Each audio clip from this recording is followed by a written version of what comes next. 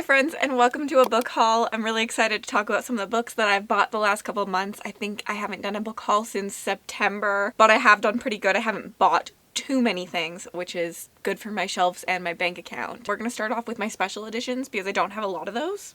I talked about buying this in my last book haul, but it's finally in my hands, which is the special edition from the Broken Binding of The Will of the Many by James Islington. I really actually love this cover change. I think that this is such an important scene about our character that I really like that it's on the front cover, and I really like the muted tones of this. I have read this book. I love it. I definitely recommend that you read it as well. We also just have like these stunning end papers. I'm just going to take the dust jacket off here. And then the naked book is really, really shiny. The edges look like this and they do fit the naked book really well. I do think the yellow is a little too stark against the dust jacket in my opinion, but this is a really stunning edition. Here's the back end paper. I'm really a big fan. There is also, if you're not a fan of this, there was a reverse dust jacket as well, but a stunning book to add to my collection. I also purchased another Broken Binding special edition, which was the King of Thorns. This matches my Prince of Thorns copy, which is this bad boy right here. I am a little disappointed that they didn't change it up that much, but we do have an edge. On camera, it actually pulls off really, really well, but I do think that it's a little hard to see the black birds against this blue background in person if you're in a lower lighting, but you actually can see it pretty well on camera, which I'm impressed with. I do like the shade of blue. It matches really well to like the inside cover blue. We just have the naked cover, which matches the first book. It is pretty much the same special edition of the first book. I'm a little disappointed they didn't change the series as much, but I still think it's a really, really stunning copy, and I'm excited to own them. The next one I got is the Illumicrate Evernight. That's what it's called. I always call it wrong. Their horror subscription that's quarterly. This is probably one of my favorite cover redesigns I've ever seen. I think it looks so stunning and it makes me feel like the book is going to be very creepy. This is Last to Leave the Room by Caitlin Starling. I haven't read this one, but I think that it's so stunning. Like, look at that end paper.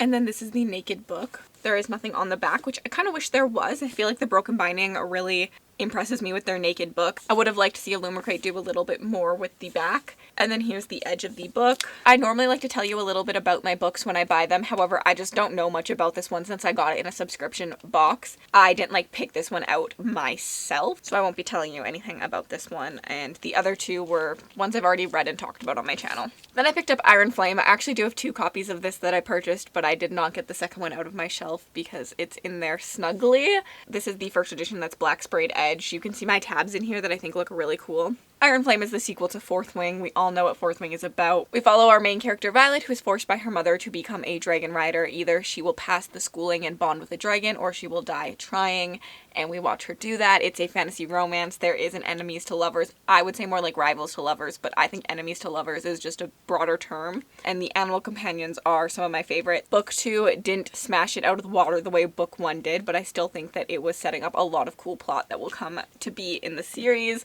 and I really love the look of black sprayed edges with tabs. I think it's really cute. That's the end of my special editions. Let's move on to indie fantasy because I actually don't have that many of those. The few I did pick up are finalists for SBFBO, so I do have to read them anyways. I picked up The Last Ranger by J.D.L. Russell. I have read this already and my thoughts are in my Spiffbo vlog. This one follows our main character who is a ranger. Her job is to protect her people from the titans and the spirits of the land, but something happens and all the other rangers are killed off, so she is the last ranger and has to figure out what that means and why someone murdered all of her colleagues. The Fall Is All There Is I've also read. It's in that same vlog. This follows our main character who is the son of the king, but he also has 3 other siblings who were born pretty much at the exact same time as him because they're twins, but 4 of them. I don't know what that's called right now off the top of my head.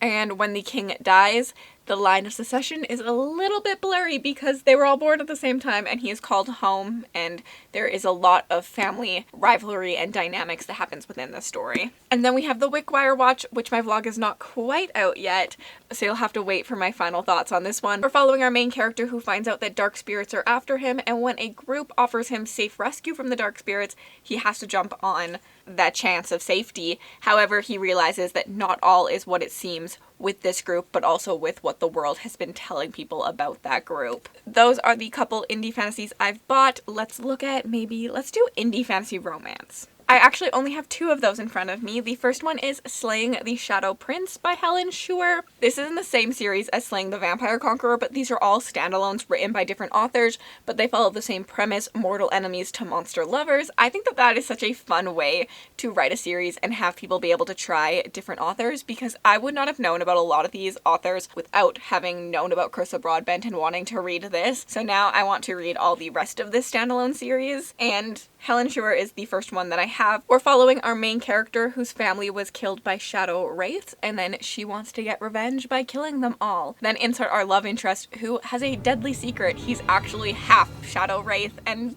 that's gonna lead to some fun enemies to lover banter, I think. This is set in the same world as the other book I have to show you, which is Blood and Steel. I think recommended reading order is this book and then this book, but I don't think it actually matters. But I do also own Blood and Steel. We did a Secret Santa over on my Patreon with Mel and Lexi's patrons as well, and Nat bought this for me, so I did get to open it a little bit early because we did a giant unboxing with everyone at our Christmas party for our Secret Santa gifts, which was honestly a lot of fun. I'm so thankful. Thank you, Nat, for getting this for me. I'm so excited. We follow our main character who has dreamed her entire life of being a warrior of a legend, but there's one thing in this world: women aren't allowed to wield blades, but she's been doing that in training in secret. She then enters a competition to become one of the elite guards, and I think that there are some brooding feelings that happen during some of the sparring and stuff with her warrior chaperone, which I'm really interested to see how this goes about. I'm really excited to try both of these. That's the end of my fantasy romance,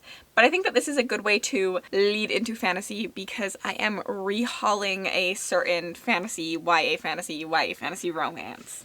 A long time ago on my channel, I did a These Books Will Self-Destruct, and I had an entire series on here that I never got to. I unhauled these, but they've been sitting in a box. We did recently take a bunch of the boxes and send them to Goodwill. However, I still had a box left, and when I decided I wanted to try these again this year, I thought, well, let's look through it, and I lucked out, and a few of them were still in that box. So in 2024, I think I will be giving the Throne of Glass series another try. And I'm rehauling them from my box of things that were once unhauled. I only have 4 here. The other ones obviously went in those boxes. The first time I tried this series, I read the first 2. So I read Throne of Glass and Crown of Midnight, and now I know a spoiler for book 3 and like the rest of the series because I am a spoiler queen and I love spoilers, so I watch all the TikToks. And I just wasn't sure I was wanting that, and I'm not the biggest fan of Sarah J. Maas's main thing that she likes to do, but I have decided that it's time. I'm gonna give the series another chance. I'm doing a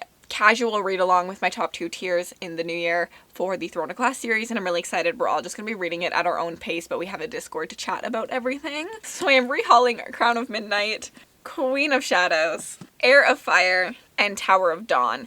The annoying thing is I probably will never find books that match these again because of the new cover designs that are out, and I don't think a lot of people will be unhauling them and putting them at used bookstores. So there's that, and these are not in a specific order.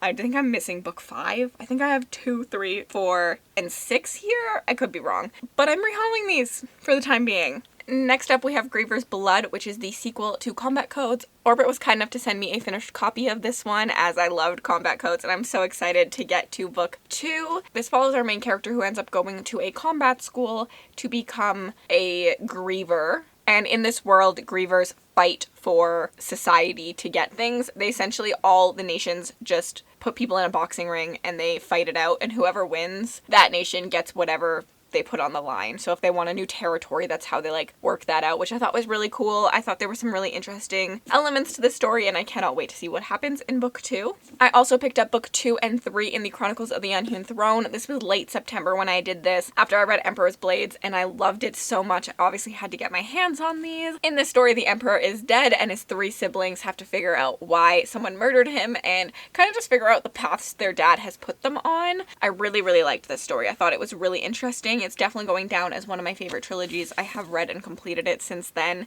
and it's incredible.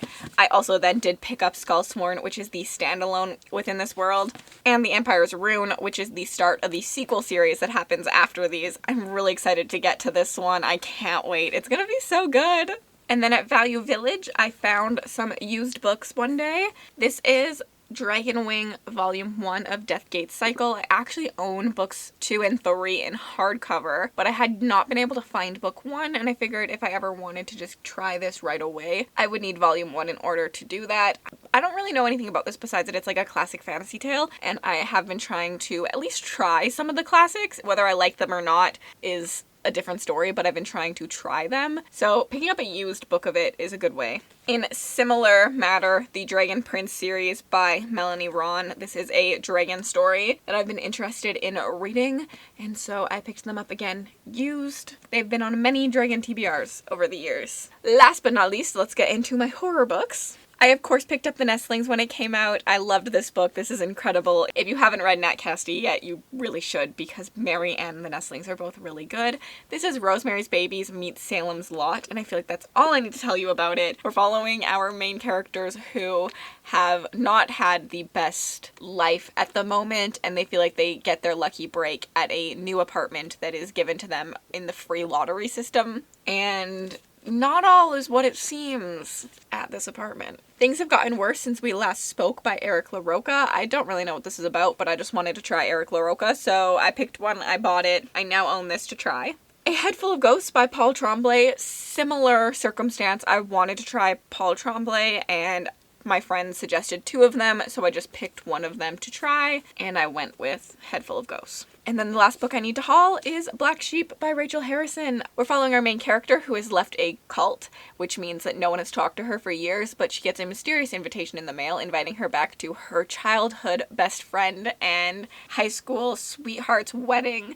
She can't miss the opportunity to go back and see what's going on there, and things get a little wild and weird from there. I really loved this one. Honestly, I'm surrounded by some really good books. I think it's been really good of me, besides like the book boxes, trying to buy books that I really loved or buying them as I go so they don't sit on my shelf to die, because sometimes I buy books and then I'm like, wait, I forget I own that, because it sits on a shelf somewhere and I forget about it. So I've been trying to be really more conscious about buying books I'm really excited about that I know I'm going to get to sooner rather than later, because otherwise I can save my money and buy them when I'm excited to get to them. I think I've done a pretty good job at that. So that's my book haul for now. You will have an unboxing coming soon. It will come Boxing Day. I feel very, very special as people have been sending me Christmas gifts, so thank you so much for all of the Christmas gifts. But I will be doing a separate unboxing for those, but I did just want to get a haul out so that I could just do the unboxing and really spend my time thanking people on camera and not worrying about how much time I spent recording. There will be that coming as well, but thank you so much to everyone for watching this. If you've made it all the way to the end of this video and you'd like to leave me an emoji just to say you were here, leave me some sort of fruit emoji in the comments. And then if you want to connect with me on other platforms, my Bookstagram, my Book Twitter, my Goodreads, and my Patreon are all linked in the description bar below.